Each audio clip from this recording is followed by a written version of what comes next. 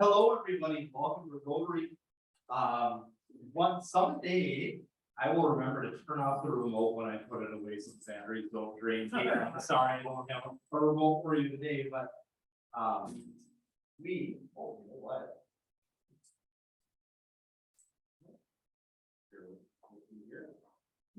Oh, okay, all right. Sorry about that.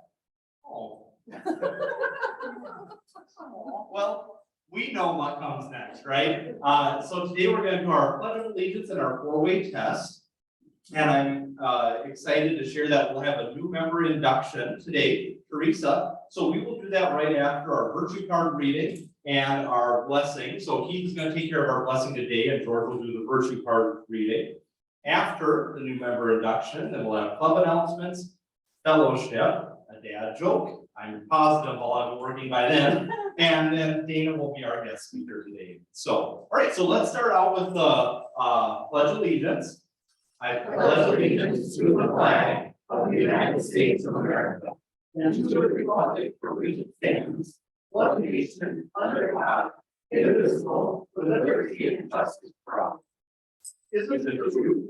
Isn't it very well concerning? Beneficial to all concerned. Okay, and I'm making my way back to Keith here through the maze of all our wonderful members. There you go. Thank you, President. Today I have an Irish blessing given to me by our President. It says, may you be blessed with warmth in your home, love in your heart, peace in your soul, and joy in your life. Thank you. Thank you. Thank you. Past President Murray Hansen exerted his influence and asked me to give this workshop today. I don't think he even consulted with our president up here, but I'm in the middle between those two guys. Here we go. Confidence is our workshop for the day. Confidence is having faith in ourselves and in life. We feel capable and confident. We trust that we have the strength to cope with whatever happens. Confidence helps us to be free of worry. When we are confident in others, we believe in them and rely on them. We feel self-confidence as we learn from our mistakes and improve for the better. Confidence brings us strength to try new things, to gain mastery through practice. With confidence, we cast off self-limiting beliefs and doubts. We offer our gifts as a worthy contribution. An opportunity comes, we step up to it. We just say yes. Do not therefore throw away your confidence, for it carries a great reward. The practice of confidence. I have the strength to face what life brings me. I act with self-assurance. I treat others as trustworthy. I bless my mistakes and learn from them. I patiently practice until I master something. I fully express my talents and ideas. I maintain a positive attitude. I'm thankful for the gift of confidence. It helps me to contribute fully and freely. All right. Thank you very much, George. And I'm not quite sure where we got that part from, but I bet it came from the bin in the back. There you go. All right, everybody may be seated. And so now let's go ahead and welcome our new member into our club, Teresa. And while that's being done, I'm going to fix the computer. Okay, there you go, sir. Thank you.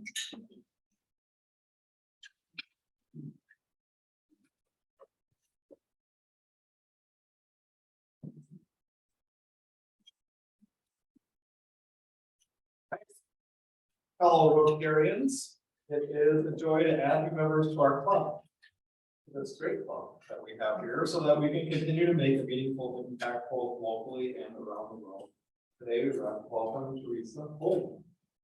You have been elected to membership in this club because your fellow members believe you to be a worthy representative of your profession. And also possess qualities that will allow you to demonstrate the true spirit of Rotary in your public, business, social, and private life. I wish to impress upon you that you have been admitted not only to this club here in Faribault, but to a global network. By virtue of membership in this club, you will be welcomed into the fellowship of the Rotary Club in the entire world. Rotary is a club where you can make lifelong, impactful connections both locally and across the globe.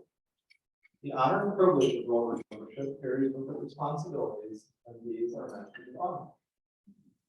Attend club meetings and participate, perform club service as a team as we serve our community and make it a better place to live. And place your knowledge and talents at the disposal of our club while we carry out the mission of Rotary, service above self. Overall, I think the big picture, just jump in and get involved. Coach Teresa, to the best of your ability, you agree to carry out the Rotary ideal of service above self. I'd ask all members to please rise. In the name of the Rotary Club of Faribault, I now formally induct you in their club. Please welcome Teresa.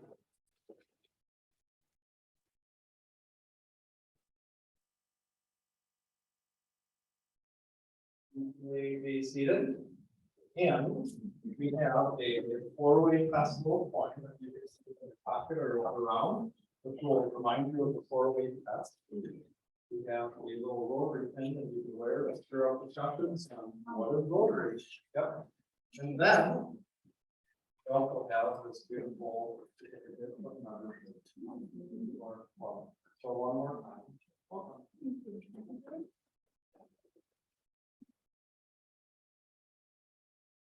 Thank you so much.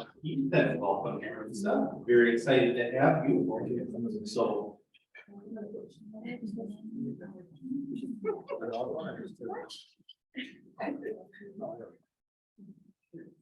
Turkey there in your house. Help me.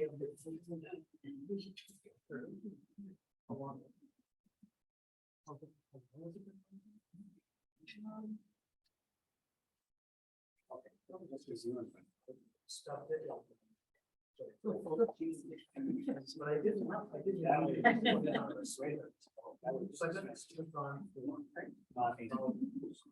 Oh, there you go. I'm gonna keep it on for about 2 days. Rich Ashland. Remember that later? That was a photo. You figured it out already. Okay, so let's move into club announcements. Anybody have any club announcements they'd like to share? For instance, Dr. Houston, if you want to share about the mailer perhaps, I see you, or just have raised your hand, and Brenda and Dave. Okay. I'm gonna sit down and do it, but, if anybody wants to come to the, Rotary District meeting, which is, I think, the 12th of this month. We're trying to put together transportation to get more funding. How many of you here are planning on coming? Anybody raise their hand? We're considering it, George, the box. Who was it? Box are considering going. We'll RSVP by Sunday. You're taking care of it? Probably. Okay, so I don't have to say anything. I mean, to everybody else you can, but. Yeah. Yeah, here's the thing, up to this recently, Dick and I are the only ones coming to this. Event. And I think we have a good representation for that. And if there are people, I was there once, I had a hard time seeing the bill. And if anybody is new or understands, I was more than happy to pay for that, keep it anonymous, but, just come. So if you want to give me a phone call, try my cell phone, 323-5239, because we need to get as much attendance as we can at these things. And, that's my message today. Thank you. All right, and Brenda. All I wanted to say is that if you have your rose money, I'll take it. We need to get that bill paid. Thank you so much, Mr. David.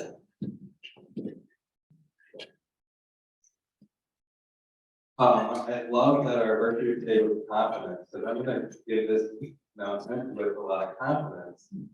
This year, the work and we're staff, we always kind of set up a day to do, Salvation Army Dollar.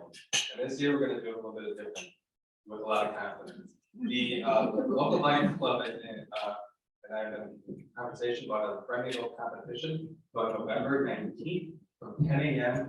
until 6 p.m. We are going to be at Fair, we'll be at Hy-Vee, they'll be at Fairway, and we're gonna raise more money than them at that time. The winner, us, will receive $100 to our main community service. So I do have a sign up for that.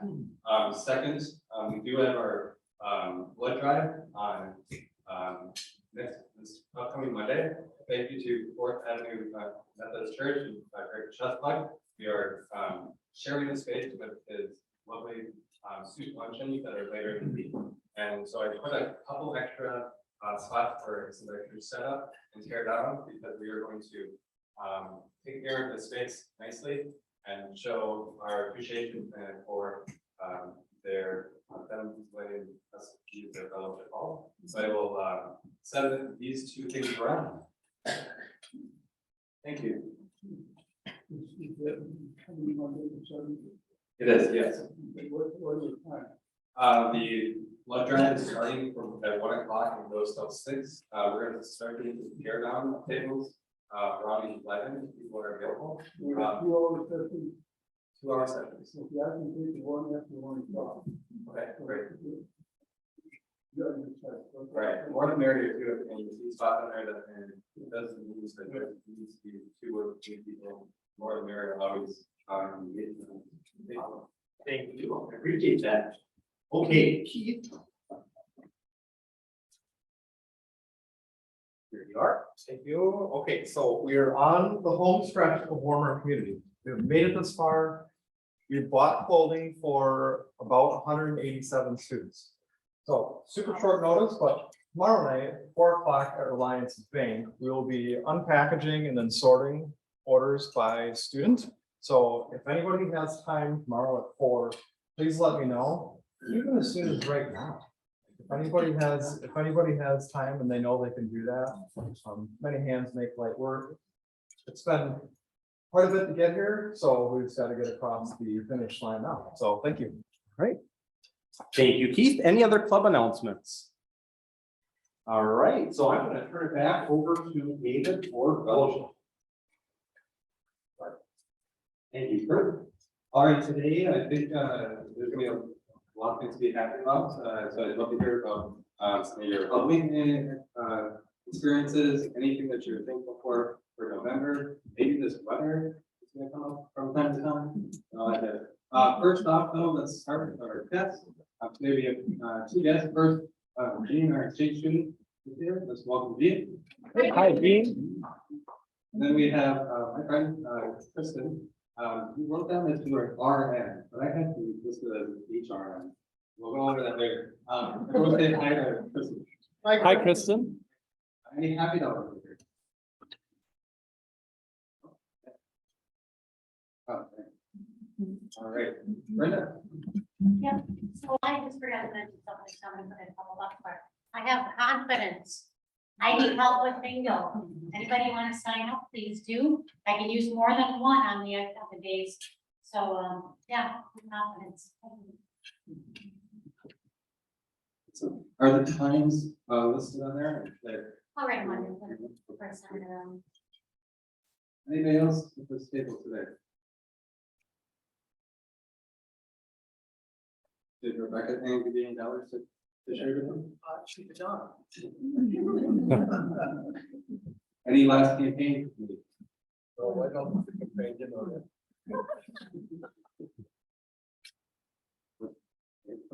Lynn? This is really bad. I've been calling him Dennis. When Kurt said he was David, I thought, well, Kurt's wrong. David. It should be a 10. You want to name it sooner? Little information about that though, I'm totally used to that. I have a brother who was identical to me. And we were twins to the right set of ladies growing up. Or we tell them that and so that. So I also answered to Dan as well. Thanks, Drew. As the last 2 days, I've been with my husband's son, and if you see me going like this, you'll know why, because it's the best 2 days ever. So, We want to thank this club for the support for my book talk last Thursday night. It went really well, and we just had some amazing questions and conversation. So this is for members who attended Kathy, Nate Cunningham, Dr. Houston, David. Cochran. All right, did I get everybody? And 2 for Murray for doing such a great job with promotion. We're gonna hire him. I'm sure if you brought through the books too, you'd love to pick them up and stuff like that. I left that, I thought just engaged. My mind was running all the way to my home because I see a lot of grit and ability to do some of what we're talking about in this community. So,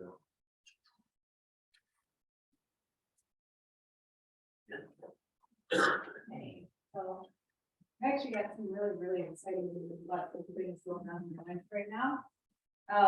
Biggest change, couple changes, my husband had a new remote position in Northern Manchester.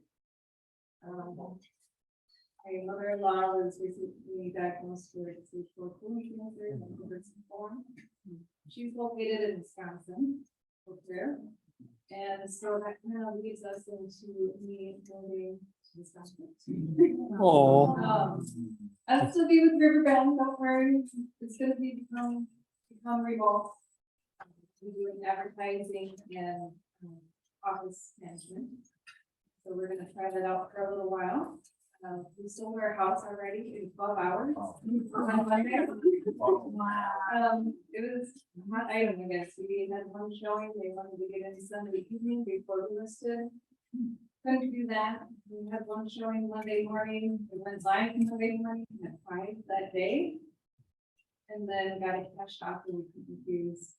So it moved fast and we're putting in an offer on the house today in Boomer. And hopefully go well. So we have confidence too, right? In my realtor that she'll get the job done. So that's a lot going on, and I just want to thank the club and everybody in the community, and don't know if I'll get a chance really to say something. It's been wonderful getting to know all of you. It's one thing that I really learned this year was building relationships, right? I gave my application to never been great at it. And so that was one thing that I really developed this year. And Greg, you said that I would have a breakthrough. And I did. I did have a breakthrough this year. And it was wonderful. So we all been great. We're on Riverbend, been great. And we'll see what happens. Thank you. Well, let's see. You've been such a great representative of the community. It's amazing to see you all. Well, I just want to make an announcement that I have a new job for the next 3 Fridays, from 11 o'clock until 1 o'clock, selling tickets for the soup luncheon at 4th Avenue Methodist Church. There's, you have as many bowls as you want. There's only 1 pie or 1 dessert, but it's fabulous, believe me. Be these next 3 Fridays, and coming up, gladly sell you a ticket to get in. Right. Just want to say ditto to that wonderful announcement. Thank you. Were there times on that? Yes, 11 to 1, 4th Avenue United Methodist. All right, move back. Back. Thank you, sir. I have been not able to attend a whole lot, so I'm happy to be back. But thank you all for doing a great job on the Rosedale, as far as being thankful for the weather. I'm thankful for the weather and thankful for the weather on Halloween. Because we were out for like 3 hours. That's really nice not to come home. But it-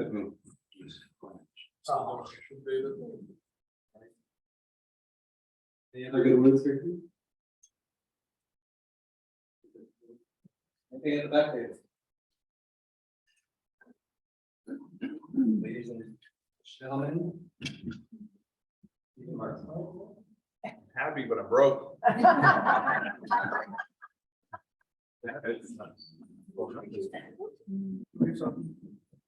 Oh, yes, I'm sorry. Oh, it's right there. Thank you for inviting me today. When I first talked to Vic, I said invited, but. So, I'm glad to be in touch with them and I did somebody. But, today I'm going to ask this in confidence. Our rescue 551 is what I do. I'm an executive director into animal rescue. Next weekend is our project at with Santa. We can have kids too, but it's a big final fundraiser for the year. So we are going to say confidence that we're going to have a good turnout. We like a fire, do a fire and stuff. Fun. So it's on Saturday and Sunday, November 12th to 13th, from 12 to 4. Vendors, popcorn, hot dogs, all kinds of fun, and pictures with Sarah. Enjoy. Thank you. Very cool. That's gonna be great. All right. Here, Natalie. Just take Natalie's spot. Welcome to Teresa and, good luck to Katie over at Bloomer. Those are my home stomping grounds of Colfax. I don't know if you've seen that little town. It's 50 miles away, but my folks still live there, Highway 40 and A. So maybe when Kurt and I go over there, we'll find you and have coffee. That would be lovely. I just want to recognize all the Rotarians and all the awesome work that we're doing in the community. Warm our community. 187 kids to get everything they need. And I don't know how that compares as far as previous years with numbers served, but to know that every kid's gonna get everything that they need and not just, maybe a worn out coat, but to get all brand new things from head to toe. That's such an impact. And those of us working on the levy, and that's a huge lift for the community. So just want to recognize all of us for doing good stuff in the community. I feel like there's just this momentum. There's like a net of Rotary around the community, and we're lifting everybody up. So keep up the good work. And let me know if I'm stealing your thunder. I'm warm our community a little bit, but, I have no thunder. okay.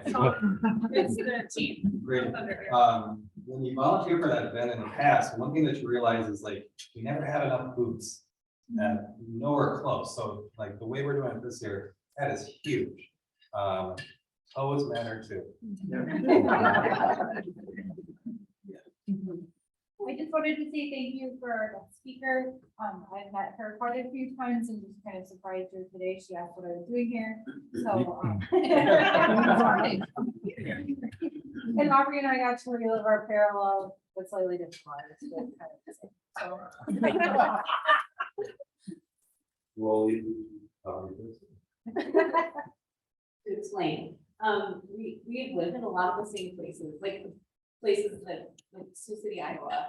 And Nobody like seriously wants to work there. right, it's. And, her parents used to be my neighbors. Wow. Nice. Anyway, speaking of those, $1 for weather that you can have close out in November. I'm sorry to the people in the background to come running with all of that was a shame. Halloween, this year my family celebrated it on Saturday night with a hayride and a bonfire. Jean came over with our family, and I hope he had a good time. I mean, we hardly saw the kids for hours and running around playing in the dark. So, anyway, yeah, and Monday was good. The weather was good, yeah, Grace wore this fancy dress that normally as a mom, I'd be like, well, you need to put like a long sleeve shirt under that, you know, to go outside. She got to wear the dress without a coat over it,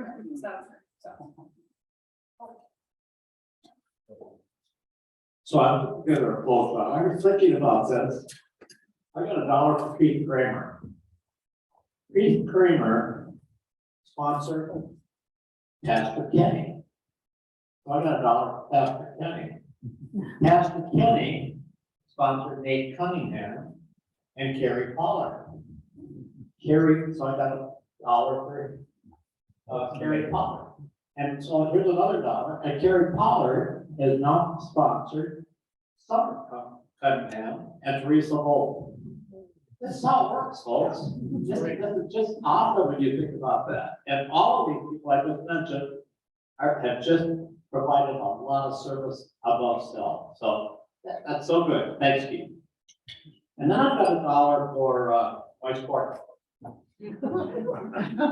So I was in Bangkok and I was going to fly out the next morning, and we stopped at a tailor shop and I had a guy found a bolt cloth, and this guy measured me up at 2 o'clock in the morning. He delivered the sport coat to our hotel room.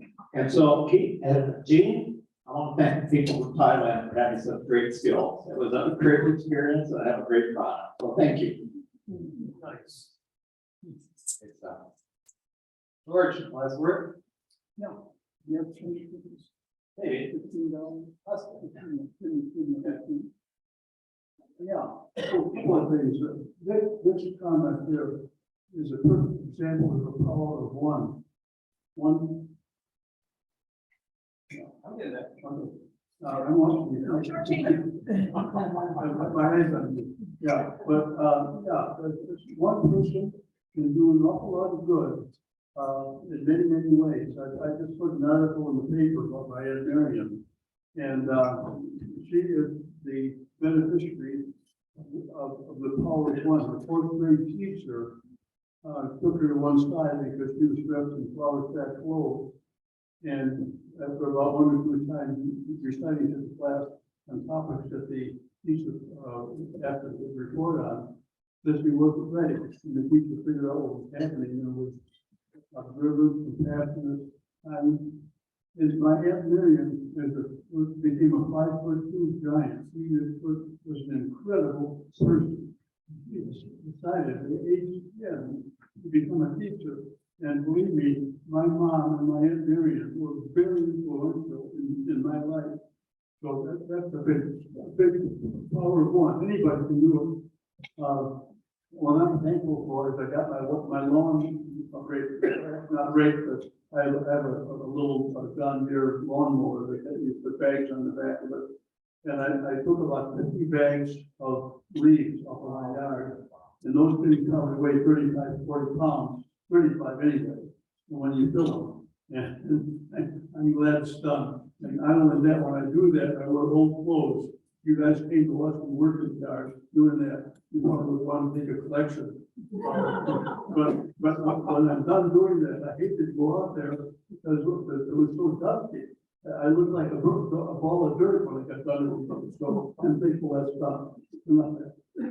Wow. It's great. Mr. President. All right. Thank you so much. And I apologize. I haven't put an IOU in the cup for next week. I wanted to thank the Warmer Community Committee. I know that's been a huge project, and it's so awesome to see all the students that we've been able to serve.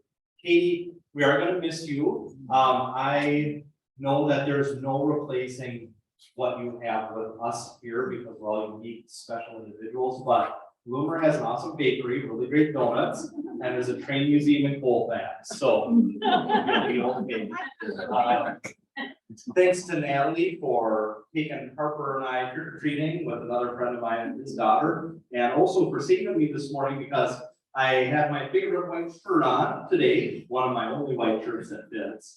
And she pointed out there was stains on the sleeves, maybe coffee, I don't know, but she helped me find a solution of putting a sweater on underneath. So let me tell you, I'm looking, but I look good, nobody can tell. Stains here. And, I think what happened was mixing my whites with my colors in the washing machine finally popped up to me. Like I was living here for a long time, just doing one little color, just something, and now it's. Was that the chickens come home to roost? Or what? Okay, so dad joke, this one is a submission from one of our members. How do you fix a broken jack-o'-lantern?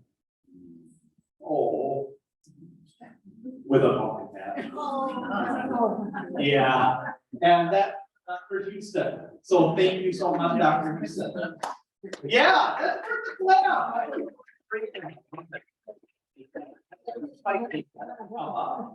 Dana, I've known for quite some time, and, I met Dana originally at, a trainer for financial education up in the city. It was the first time that we met, and turned out that people from all over the state were there, but we found out that we were working in the same communities.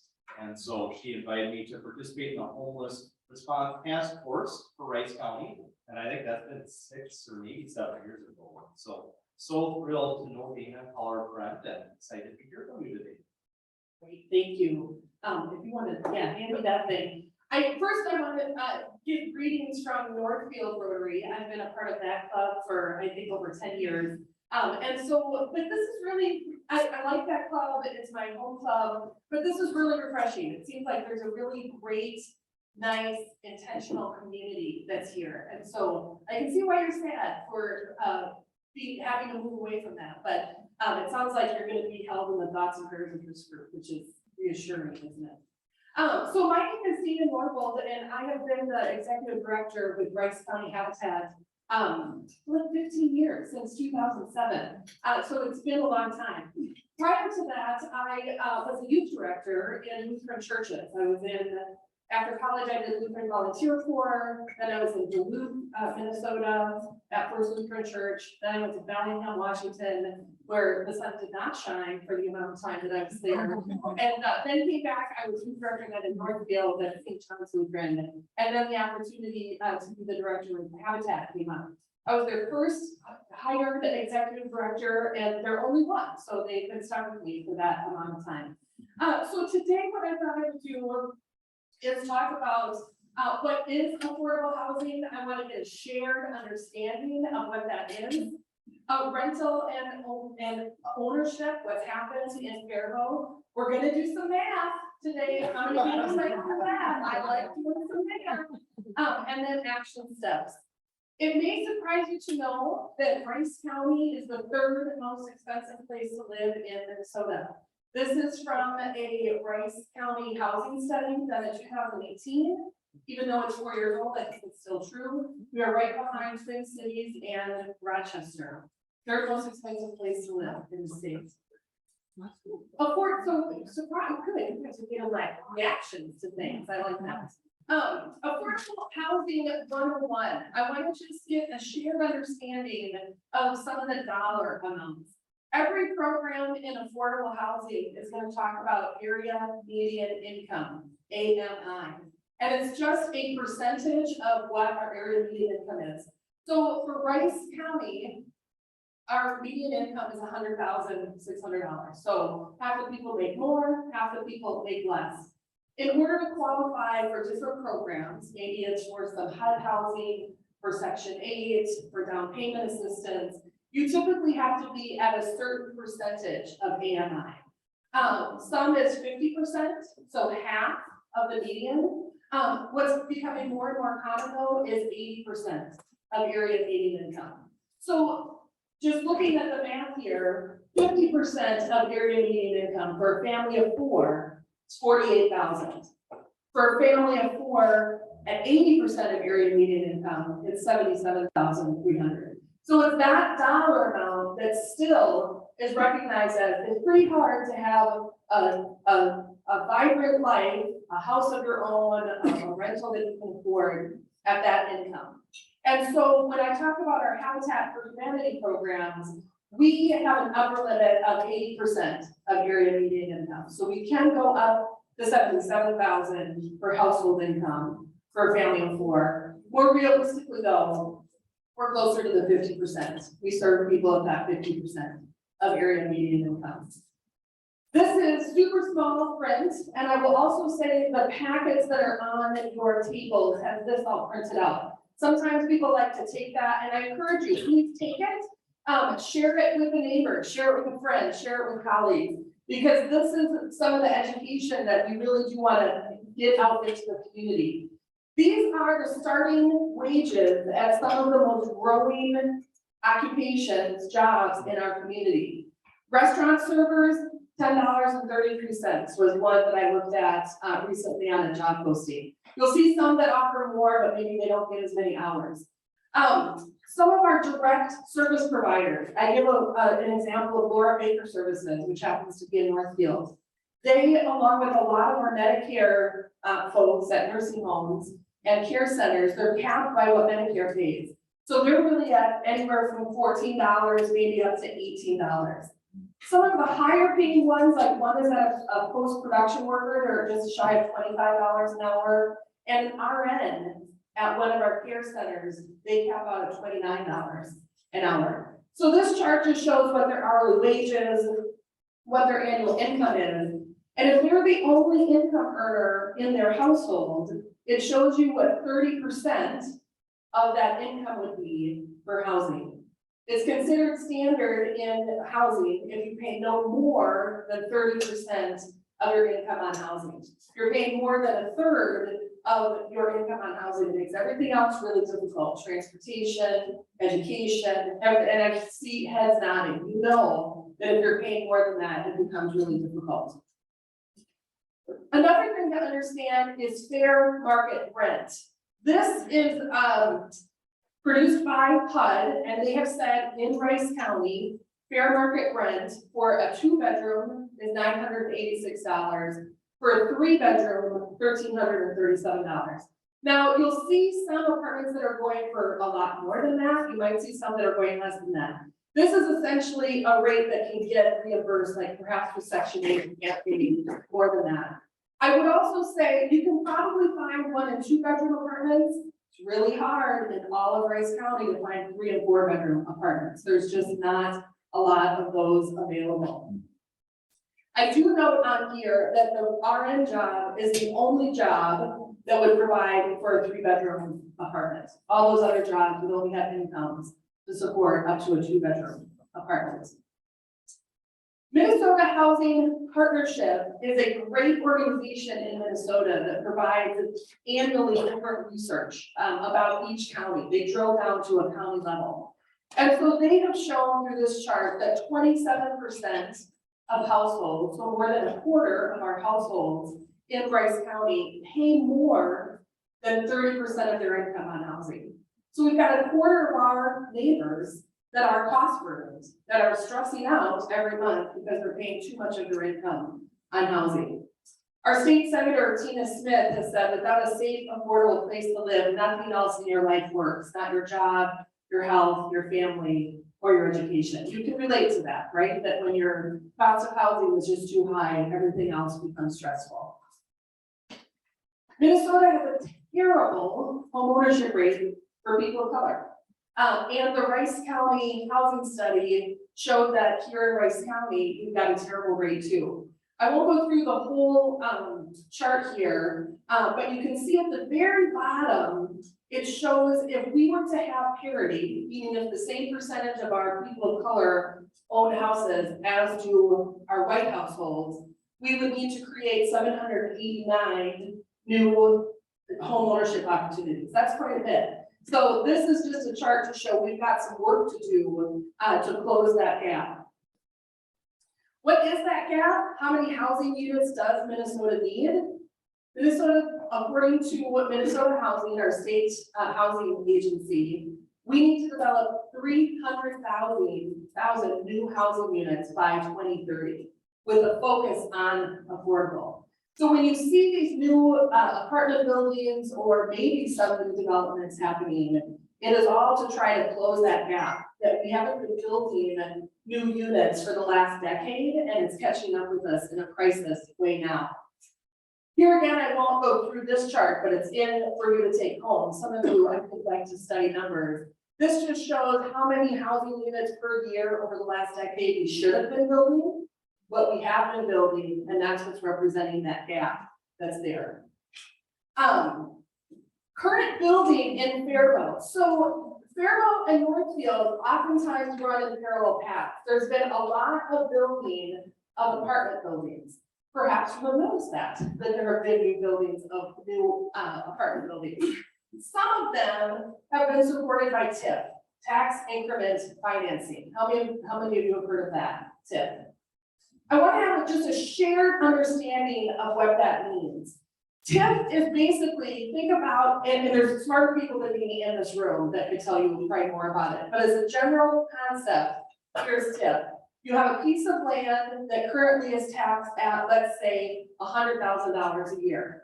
If you build something new on it, that new tax amount might be $300,000 a year. That increase of the $200,000 is what's going to go to pay the TIF district back. So it's just how I think about it, and it can be structured in a variety of ways.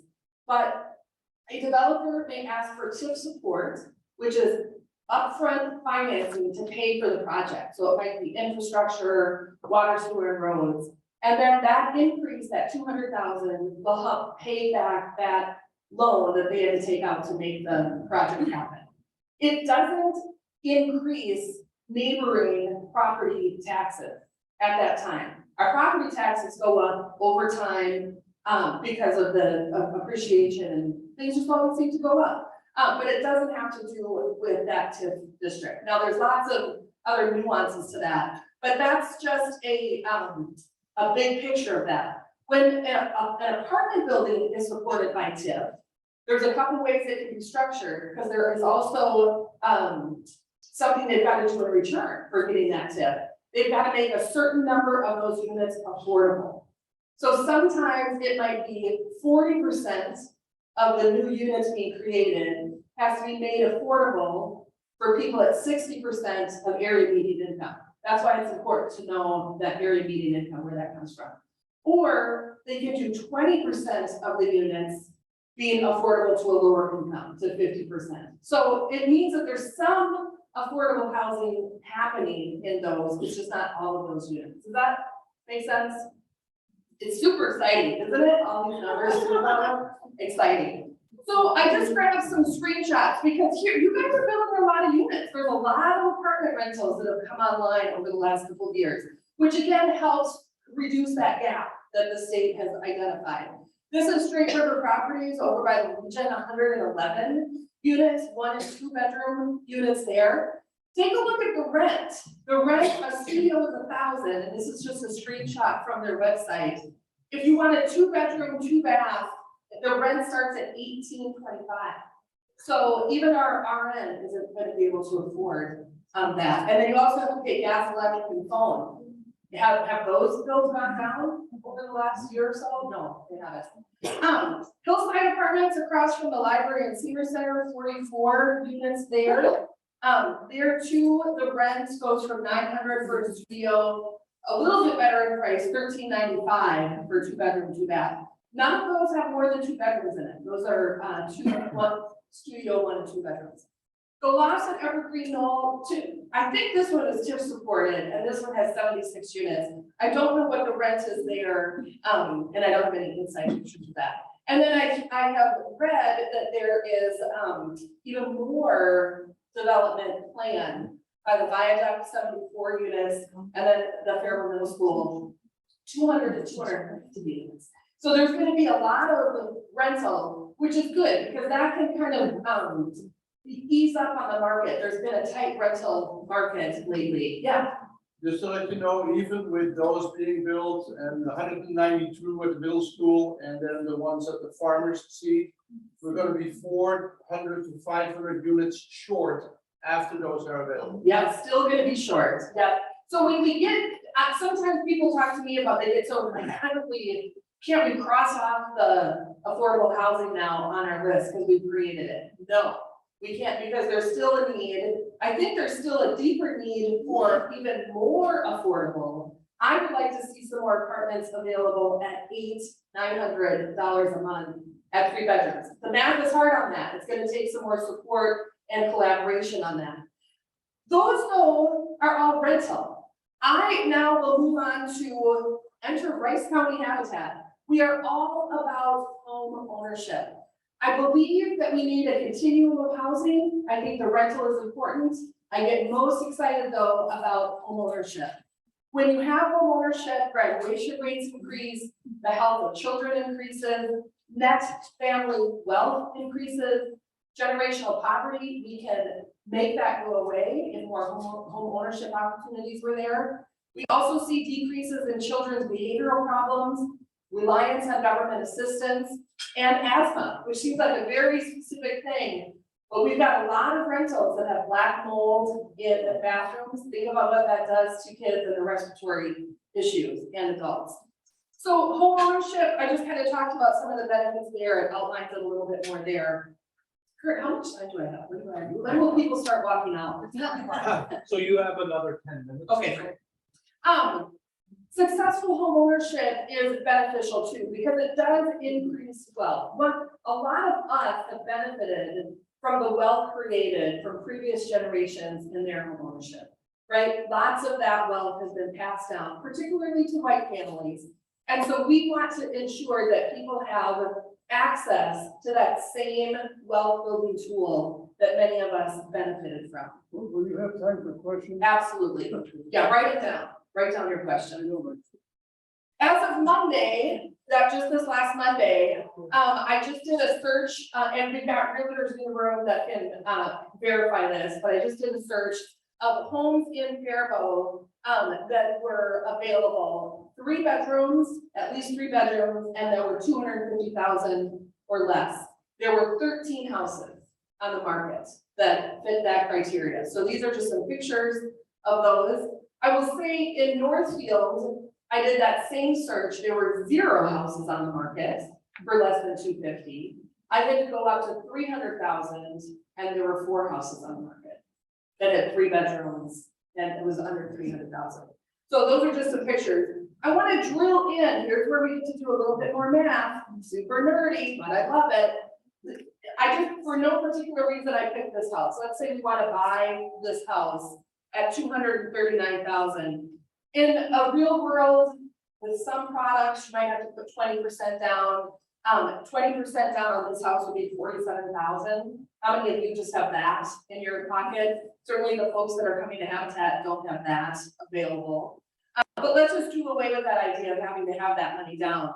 What I wanted to just illustrate in this slide is what rising interest rates are doing. So I just picked 6.89%. I think that's going to change. I think the Fed's raising that another 3 quarters, compared to 4% that we had just like 6-8 months ago. What that does, the principal, you can see what the interest is on each of those. Taxes are $2,300 a year, and insurance, I just put at $100 a month. But you can see the principal and interest at a 4% interest rate is $1,100. But at just about 7, you're at 1,500. That means that same house months ago, a household at 45,000 could have gotten that house. But now with those interest rates rising, now we're just about 75,000. So it's becoming harder and harder for people with lower incomes to be able to enter the housing market. So why isn't more home ownership happening and new development happening for home ownership? What makes it so complicated? It's expensive. It's really expensive. Land is an issue, development costs, and sometimes codes.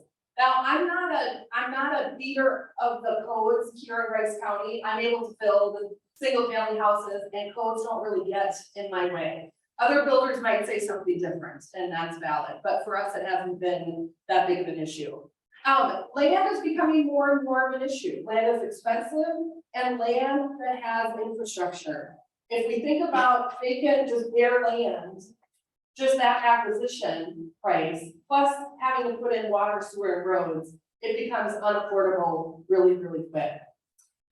When I started with Habitat 15 years ago, some of you might remember Bill Starter, who was around for many years. We could build a house, the same house we're building now, a 3-bedroom Rambler, not including the land, we could build that house for about 65,000 in cash construction. That same house today, again, without the land, we're at about 210. So concrete, lumber, cost of subs, all of those things has gone up that much. So it becomes harder. I will also say the county is getting their toes in and trying to encourage homeownership options. This summer, they had a request for bids for any builder to do 6 houses over at a new safety center. And essentially, the land would be donated. The only caveat is you have to sell the end buyer, you can't sell the house for more than 349,000. That was a cap put in by Minnesota Housing. Great, I'll put in a proposal, we do that all day long. We were the only builder to submit a proposal. So that tells me it's really hard for-profit builders to try to build something and sell something and make a living for that price. So I think Habitat's fantastic. I think it even more that we are needed in our community because we're the only ones building and being able to offer something at these prices. I'm gonna skip through the facts. You can read through those with the number of houses that we've built. I want to show some pictures. This is a house that was in rural Faribault that we tore down, but this was the condition of the house when we met the family. That bottom picture shows water just seeping through the ceiling. They raised their 2 kids in that house. The good thing is they own that land. We were able to tear that down and we built this new unit on there. Isn't it? Imagine driving in the difference that makes with the family. Habitat builds simple, decent, and affordable homes of all different sizes. We always select the family before we build the house. So we build to meet the need of the family. So we built that bottom right is a 1-bedroom, 7-grade, cutest little house that I think we've ever built. The next one is a 2-bedroom house. Then we did a 4-bedroom house. The one on the top left is a 6-bedroom house for a family of 11 people.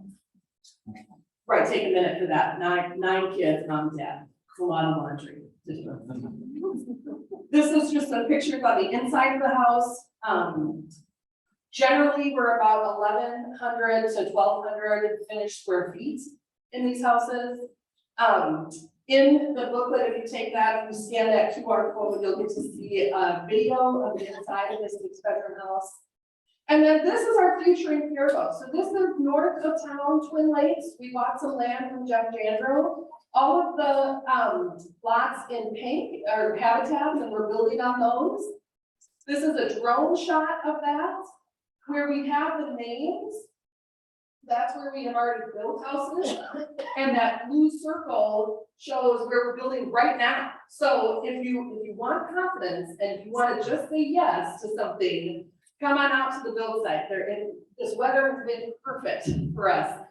So if you want to get some construction knowledge, come on out to the build site. We've got 5 houses under construction there. This is just a rendering of the house. This is the design of the house. The reason I'm showing you this is because we are also making an effort to do as much accessible housing as we can, meaning wheelchair accessible. And so we'll have 0-step entries either from the front door or the garage to get into the house. We're also putting laundry on the main level.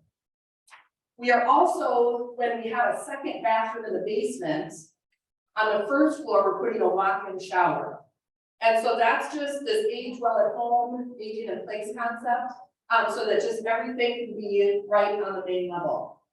We have started a program called Aging in Place, which is really to help people who currently own their home, stay in their home through some modifications for health and safety. The #1 requested remodel that people are asking for is walk-in shower. Can you get rid of my tub and put a walk-in shower? So we're doing that. We've done 3. We've got several online to do that. We've worked quite a bit with public health because they're out in our community learning the challenges that people have. But here we've got laundry on the main level there, which is great. So these are just other types of houses that we built. I'm happy to talk about this quad that we built in Northfield. What I like most about this quad, so that you can understand how much then a person is gonna pay monthly for one of our Habitat houses. Our families get financed with rural development, they come with a first mortgage, that first mortgage is based on what they can afford. And so we often come in with junior mortgages, so the whole house is secured for the entire value of the house. They only pay on that first mortgage. So for the quad and the 5 houses we did last year, we have monthly payments that go anywhere from $711 for homeownership, $711, up to $1,400, because that's what that household could afford.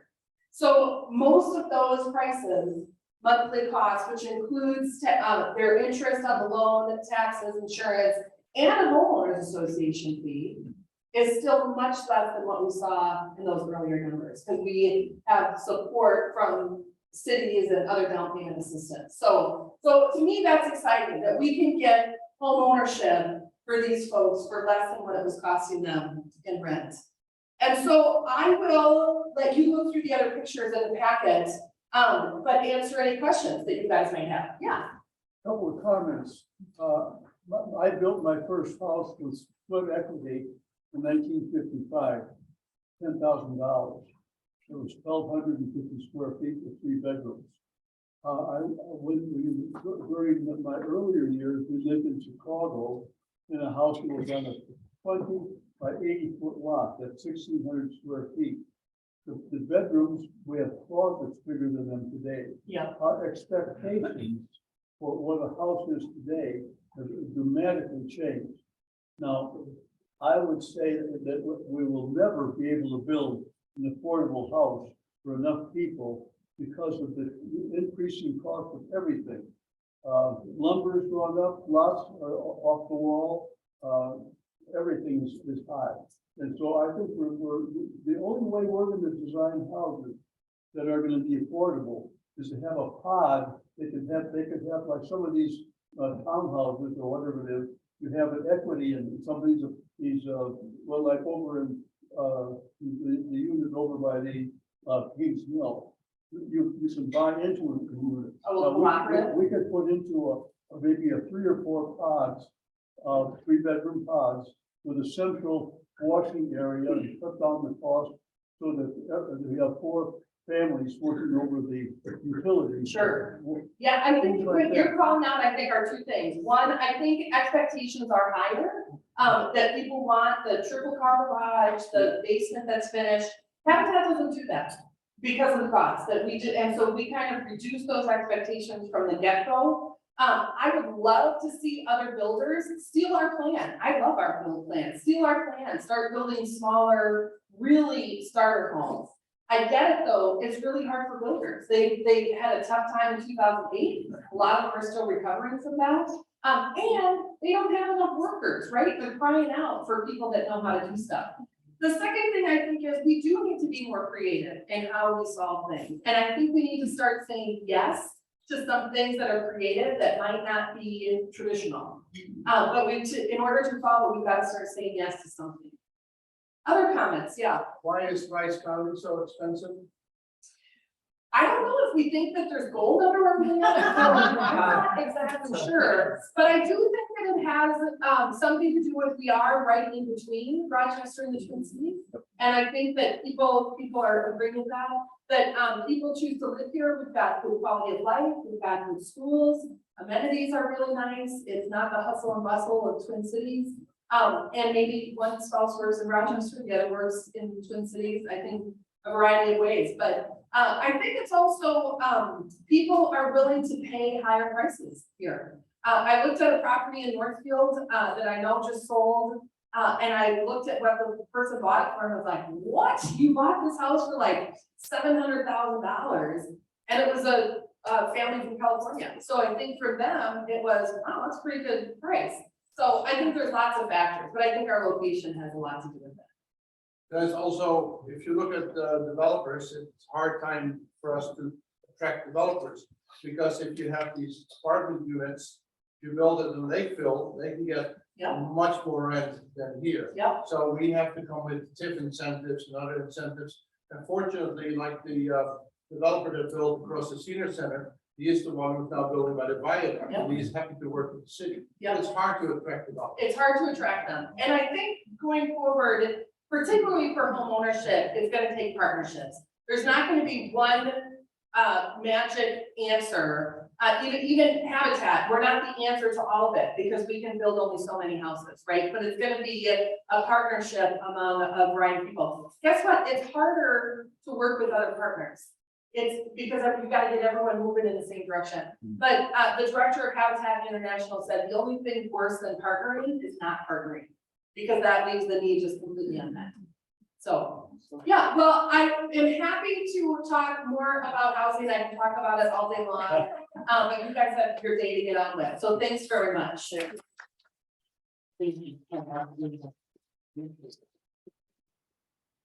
I learned something new today. That was really a thought-provoking discussion. So thank you for joining us and for sending Northfield Rotary's regard to Mr. Ellington. Yeah, great. So, all right, everybody, go out there and be kind. Oh, and a reminder, we're doing our best to make our.